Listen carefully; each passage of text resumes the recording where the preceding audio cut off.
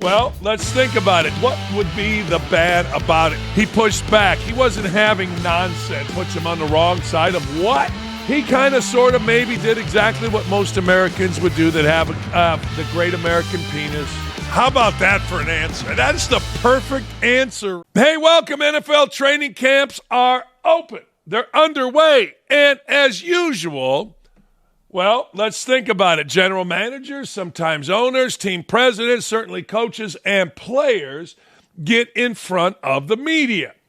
They do. They get done with practice. They walk over to kind of a stage and they get in front of the media. And it happens every day. And there's always now in the media this whiny little media guy or gal that wants to get political. And sometimes it works. You know, sometimes sports members are a little bit afraid. They're afraid to discuss Donald Trump because that puts them on the wrong side of what? The media. They're afraid to discuss why they went to the White House. Me personally, if I went to the White House, I would tell some media member I went to the White House. And I'll go again.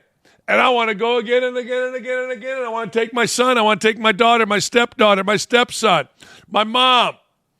I want to take the whole family, my beautiful wife, my sister, my brother. Let's go. Their family. Let's go. Everybody go. It's a freaking White House. It's a freaking president. Well, the other day, Baltimore Ravens coach John Harbaugh, he kind of, sort of, maybe did exactly what most Americans would do that have the great American penis or a set on him. He pushed back. He wasn't having nonsense. He was not having garbage from a reporter who questioned his trip to the White House, and he did it absolutely beautifully. Here's John Harbaugh. Past Donald Trump has said, denigrating things about Baltimore, including no human being who wants to live there. As a prominent representative of Baltimore. Boy, well, how you frame that question? I would frame the question like, you got a chance to go visit with the president, man. What was that experience like? It was amazing. It was awesome. And I promise you, I root for our president. I want our president to be successful, just like I want my quarterback to be successful, and I want my team to be successful.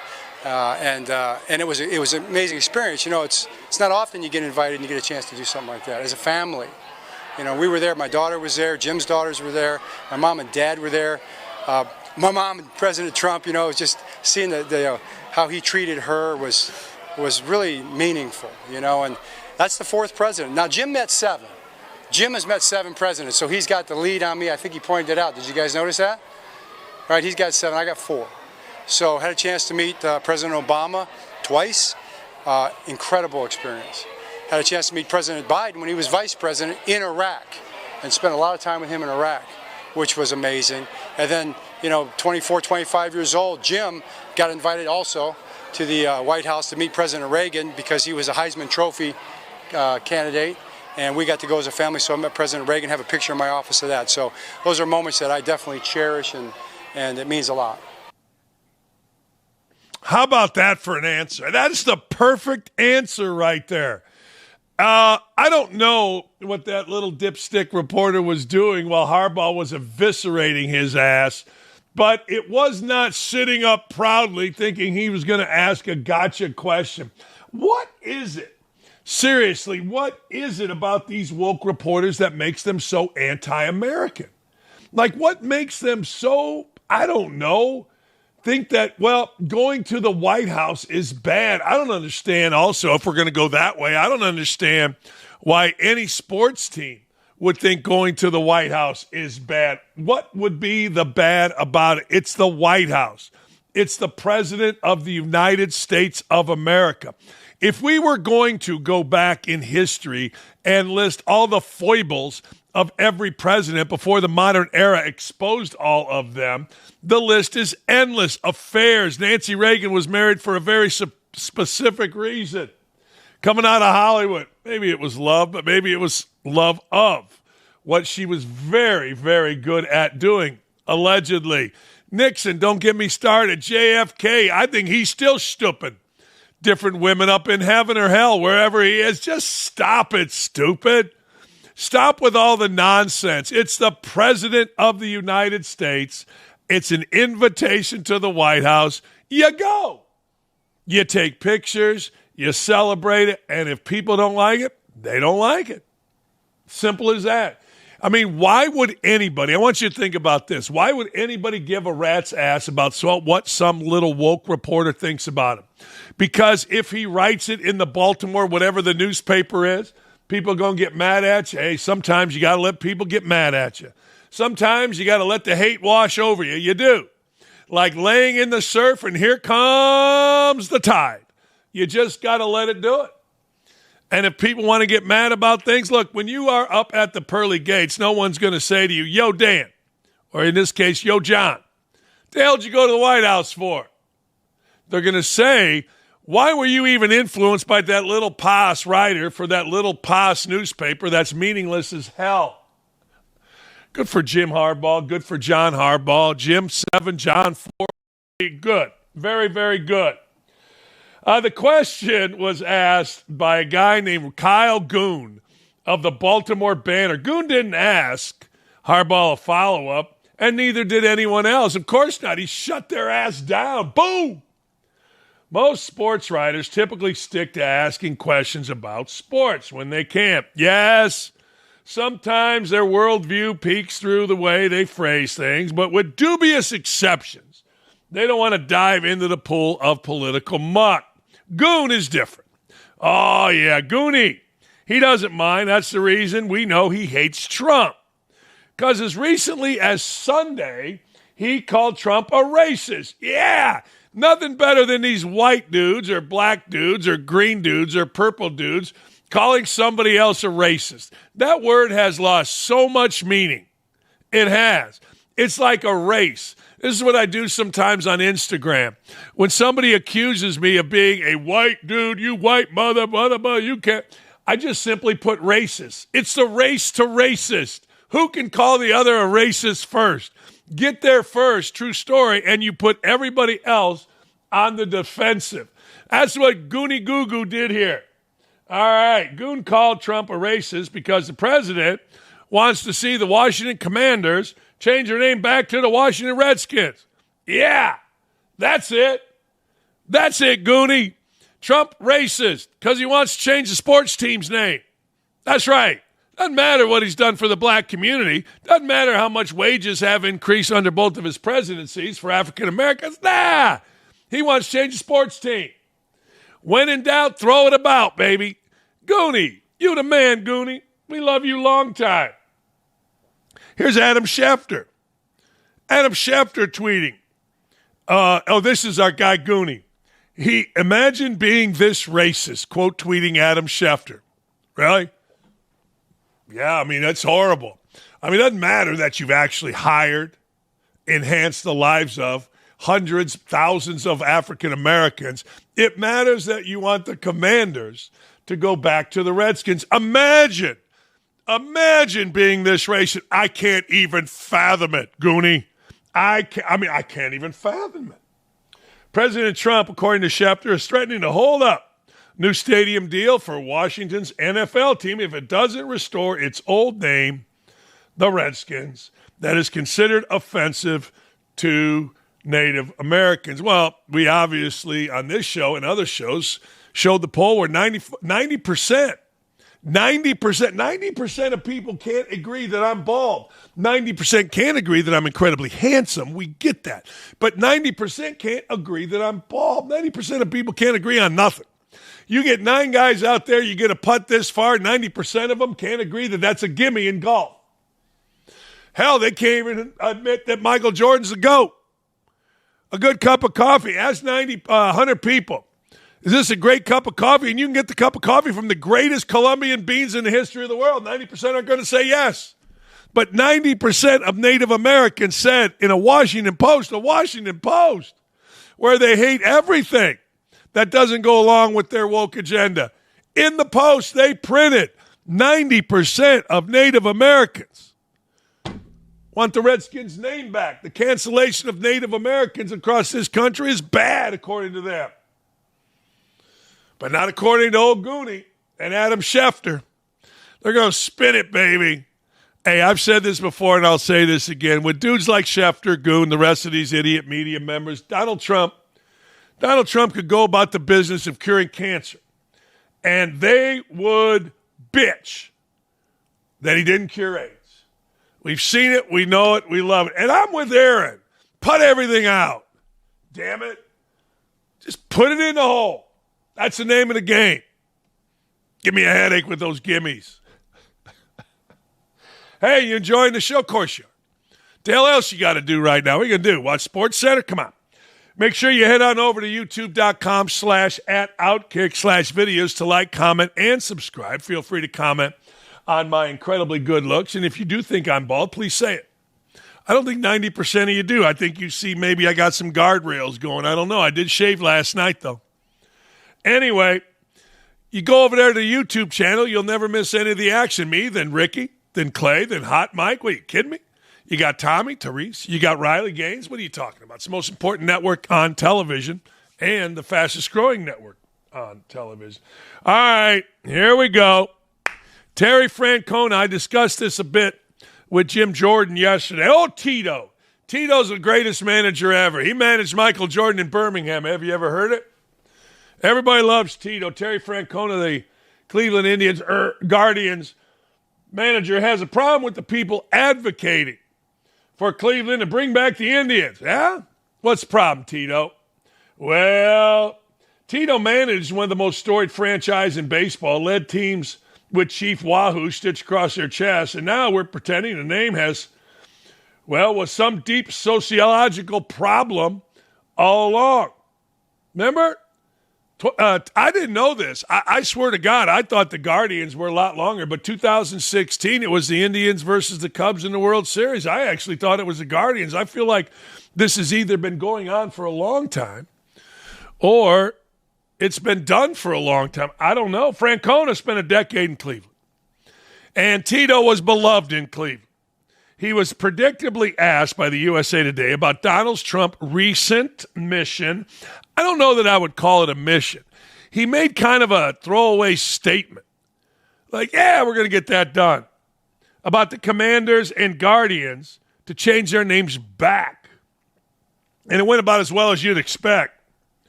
I wasn't the one that had to kind of have the fortitude to do it. Paul Dolan ultimately was the one to pull the trigger. I was proud of him, though, because I don't think it was real popular with a segment of people, probably the older fans. Oh, he's right.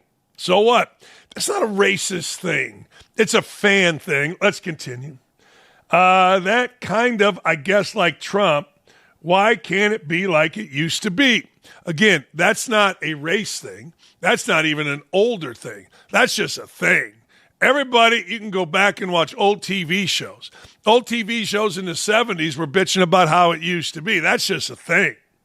There's probably a lot of people in this country who don't want it like it used to be. And if you're white, you're probably just fine. Okay, Tito. Now, Tito, I know because you're Tito and you speak, Spanish. We're all supposed to think you're some diverse guy. You're as white as me. Just stop it. In fact, we look alike with our bald heads. Just stop it. Honest to God, has nothing to do with white. Has nothing to do with that at all. So many people like their sports the way it used to be. I mean, let the Yankees change their pinstripe and see how that goes.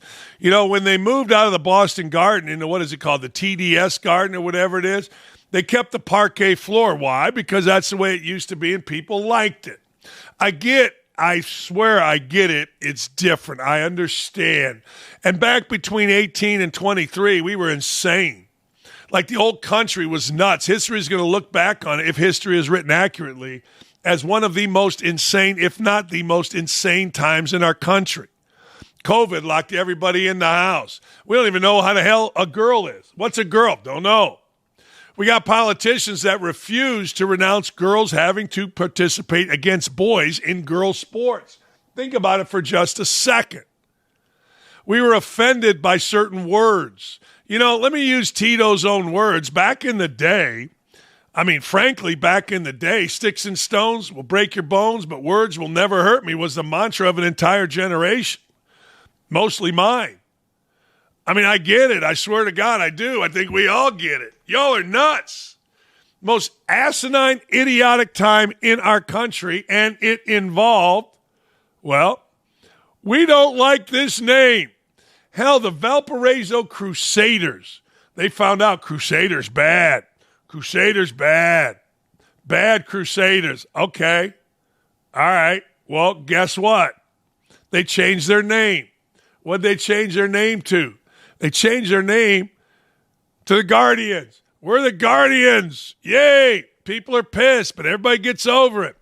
There is nothing you can do in our society when you change something that is long-term, long-standing. You know, even now people bitch about Aunt Jemima and Mrs. Butterworth not being on your pancake syrup. And rightfully so. I'm telling you, we lost our damn mind in this country for about 2 years, 3 years. Insanity prevailed. It did. You can get mad, glad, angry, or sad, but insanity literally prevailed.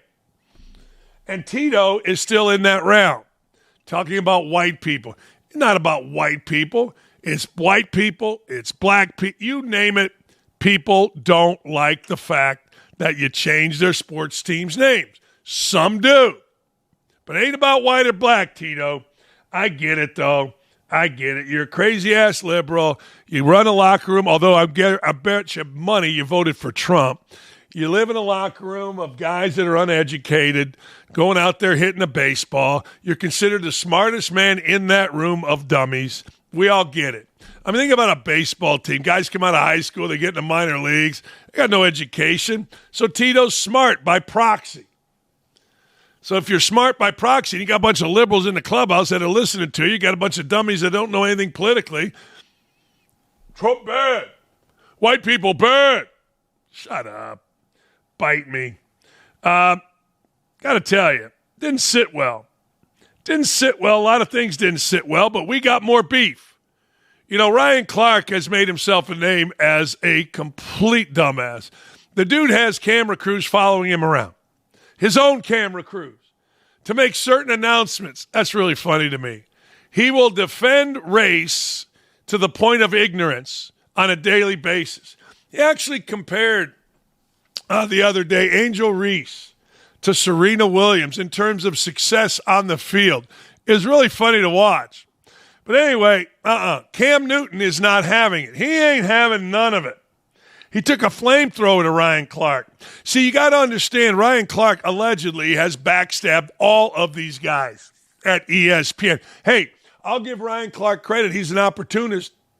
He's an opportunist that has figured out how to navigate ESPN and get rid of competition like Cam Newton, like one of them Acho dudes. He got rid of all of them. I know Acho signed a different contract, but this is what he's about. Ryan Clark is about Ryan Clark.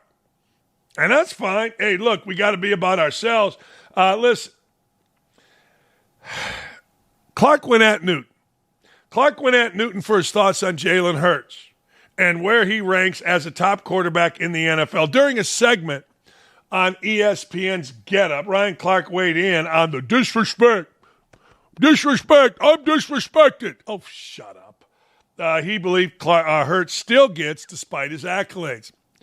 Honest to God, is there anything more worn out besides the word racist than disrespect?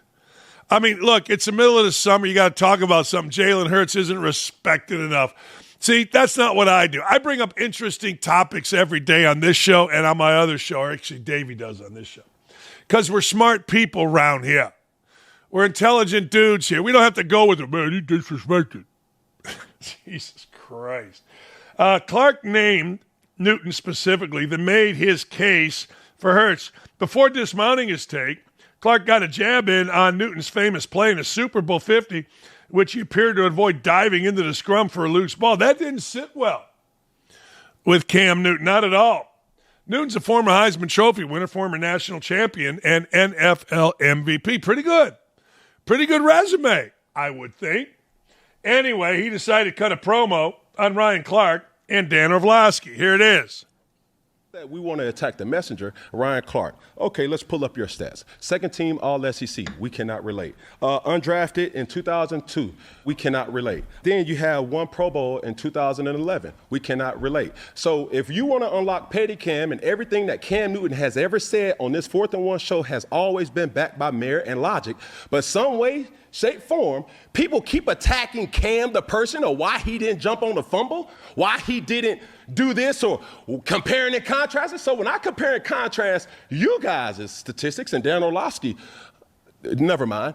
But as we keep going and we keep unlocking and keep poking the bear, and y'all want to play this game, I can.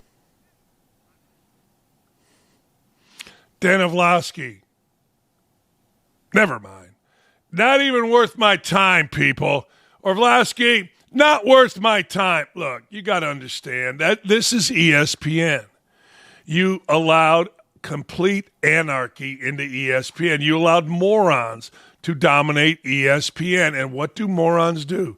Morons go after morons. It's what they do. So you got all these dummies, and I include Orlovsky in there as much as anybody.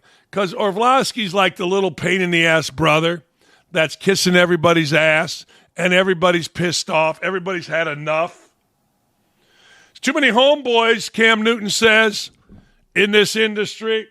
There's too many people, the insiders, that are moved by relationship. Really? No, I don't believe that.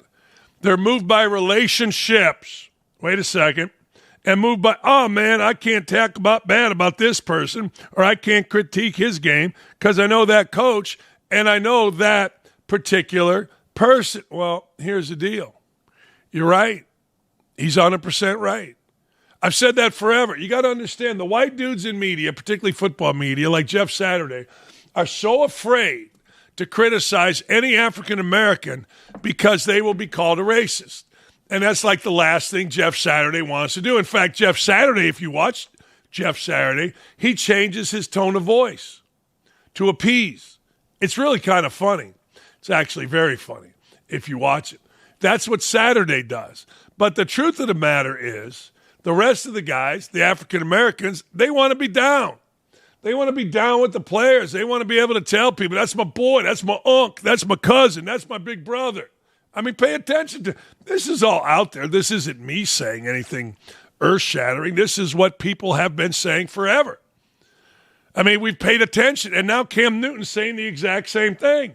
Well, we're not talking about the person. You're not even talking about your guy's relationship. You're more or less talking about their performance, and that's what I will talk about. That's right. Of course, Ryan Clark and Dan Orlovsky don't want to criticize Jalen Hurts, but I would argue, what the hell is to criticize? Guy got benched at Alabama. However, he handled it internally, externally, he handled it beautifully. Went to Oklahoma, was terrific. Got in the NFL, got an opportunity, and has dominated in certain ways. Couple Super Bowls, won one. What's the critique? Like, I get what Cam Newton's saying. He is the real one, to use the vernacular of the day. He's the real one. All right. You're the real one. The others are frauds. The others are fronting, yo. But the truth of the matter is, it's all bullshit. Now, we always support anybody calling out Ryan Clark. We also always support anybody calling out that fraud Dan Orlovsky. My phone is filled with people calling Orlovsky the biggest ass kisser at ESPN, the biggest brown noser at ESPN, the most full of shit guy at ESPN. Now, being the most full of shit guy at ESPN, that's dirty work. That's a tough job. Holy hell. But anyway, long story short, we like the beef. All right. I don't know how to say his last name because I never really cared. He was Hulk Hogan to me, the Hulkster, Hulkamania. When he first burst on the scene, at least in my world, 1984, we were in college. My buddy Uwe Blop, Roger Wallace, Billy Mueller, Big Balls Billy to those that celebrate. Anyway, WrestleMania 1, pay-per-view. We didn't have any money, but we bought it. We celebrated. We got bored with it, got stupid. Terry Bollea, I don't know what the hell his name is, a.k.a. Hulk Hogan, died yesterday. And from the moment he body slammed Andre the Giant in WrestleMania 3, which is still the most watched. I do believe 33 million people watch it. That's like more than the World Series, Super Bowl, and 16,822 WNBA games combined. Anyway, he became more than a wrestler. He did. He became an emblem of hope, Davey says. Larger than life charisma he had. I got kind of tired of him, but I'm kind of a realist. His booming voice, iconic. The Hulkamania swagger. Oh, yeah. The signature catchphrase. What you gonna do when Hulkamania runs wild on you, brother? It galvanized a generation. Many people felt like their youth was lost yesterday. Their youth was absolutely taken from them. Like guys my age, a lot of people said that Black Sabbath and the death of Ozzy Osbourne had their youth taken away. My youth got taken away when Bob Love passed away, but I digress. I think he passed away. I might be wrong about that. He was my youth, but a lot of people look at Hulkamania. I'll say this. Watching professional wrestling was kind of akin to stealing your dad's Playboy. You had to go in your room to watch it. You weren't going to sit out in the living room reading your dad's Playboy. You had to go to your room. Get yourself a sock, moist towel, maybe some Jergens. You know what I'm saying? Same thing with WrestleMania. We'd come home from church. I'd get all 3 newspapers, go upstairs, or go in my mom's room, my dad, wherever. We had a little TV about this big. I'd go around and watch Bob Luce or Don Luce wrestling on Channel 50 or 44 or 32 in Chicago. I can't remember which. You got to do it in your room. Mom and Dad weren't watching that crap. Next thing you know, here comes Hulkamania. Next thing you know, here comes Andre the Giant. Next thing you know, comes WrestleMania. And next thing you know, everybody's watching. Everybody. The world. He became one of the biggest stars ever. Now, not without flaws. Wait a second. The only people without flaws reside in the print media. The Greg Doyles of the world. The Dan Wolkins of the world. They're the only ones without flaws. But anyway, WrestleMania and wrestling legend Hulk Hogan has died at 71. The WWE confirmed it. Hogan is the most iconic figure in the history of American professional wrestling. Medics were dispatched to his house, Clearwater, Florida, early Thursday morning, with operators stating it was regarding a cardiac arrest. TMZ first reported it. Donald, said this about his friend who spoke at the Republican National Convention, giving an impassioned speech endorsing the current president. Donald Trump said this: "We lost a great friend today, the Hulkster. Hulk was MAGA all the way, strong, tough, smart, but with the biggest heart. He gave an absolute electric speech at the Republican National Convention. That was one of the highlights of the entire week. He entertained fans from all around the world, and the cultural impact he had was massive. To his wife, Sky, and family, we give our warmest, best wishes and love. Hulk Hogan will be greatly missed." Here's the Hulkster at the RNC convention. What happened last week when they took a shot at my hero and they tried to kill the next president of the United States? Enough was enough. And I said, let Trumpomania run wild, brother. Let Trumpomania rule again. Let Trumpomania make America great again.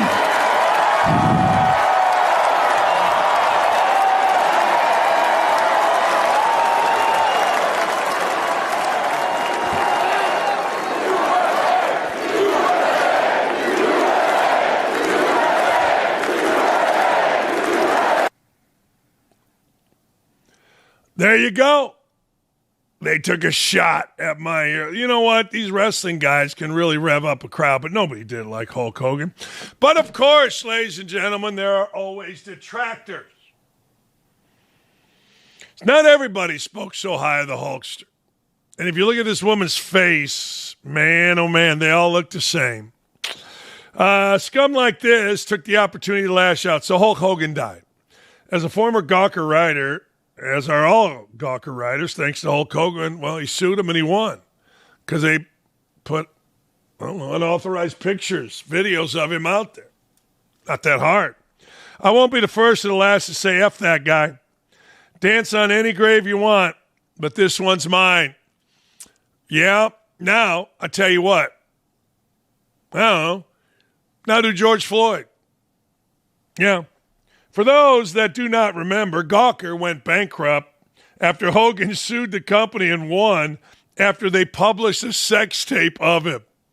I guarantee the sex tape wasn't of the woman that is in that picture. It's the woman that wrote that tweet. Can you imagine? No, turn it off. No.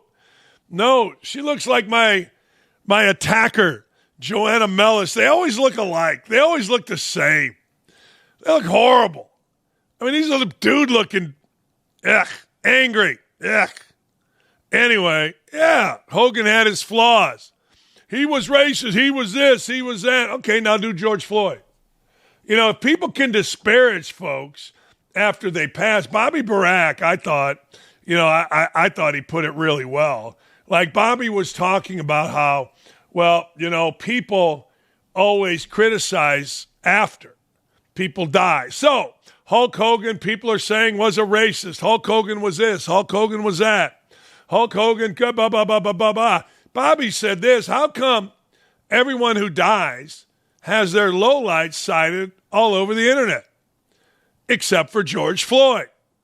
Same people calling Hogan a racist today say it was inexcusable to bring up Floyd, who was convicted for aggravated robbery with a deadly weapon when he died.